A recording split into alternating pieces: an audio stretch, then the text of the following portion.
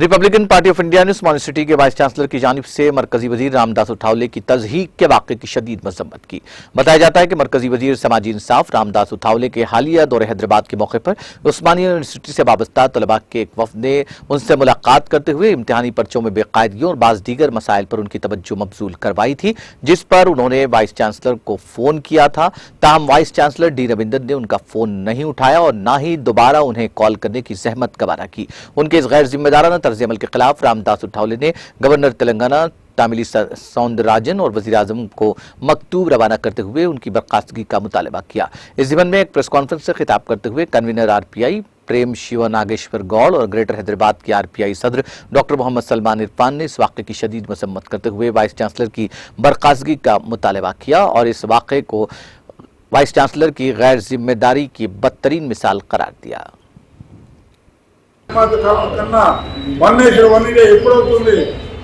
మనకి 170 సంవత్సరాలు అయినప్పుడు కూడా ఈ అమృతత్వ భాగంగా నిలబడుతూనే ఉన్నాడు.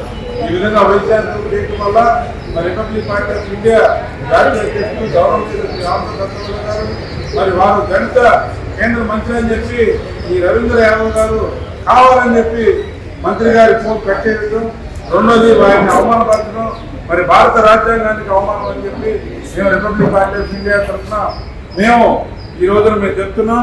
2000 మంది పైగా ఉస్మానియా యూనివర్సిటీ ముట్టడిస్తాం. రవీంద్ర యాదవ్ శ్రమణం చెప్పే వరకు ధర్నాలు నిర్వహిస్తాం. 15 రోజులు ప్రయత్నిస్తున్నాం. రెండోది ఈ యొక్క పదవి పోయే వరకు కూడా మేమందరం కూడా పోరాటం చేస్తామని చెప్పి రేపు పార్లమెంట్ లో కూడా ఈ రోజున నేను పార్లమెంట్ అయిపోయింది. నెక్స్ట్ పార్లమెంట్ లో మొట్టమొదటి సబ్జెక్ట్ ఏదైనా ఉన్నది అంటే కేవలం దండపై రవీంద్ర వైస్ ఛాన్సలర్ గారి గురించే ఉన్నది. ఆయన చేసిన అవినీతి అక్రమాలు కూడా మేము బయట పెట్టడానికి సిద్ధంగా ఉన్నాం. రిపబ్లిక్ పార్టీ ప్రధాన డిమాండ్ చేస్తున్నాం. కేంద్ర మంత్రిని అవమానపరిచిన వ్యక్తి, మరి ఒక బాధ్యత గల వ్యక్తి ఆ పదవిలో కొనసాగే నైతిక హక్కు కోల్పోయారని చెప్పి రిపబ్లిక్ పార్టీ డిమాండ్ చేస్తున్నాం.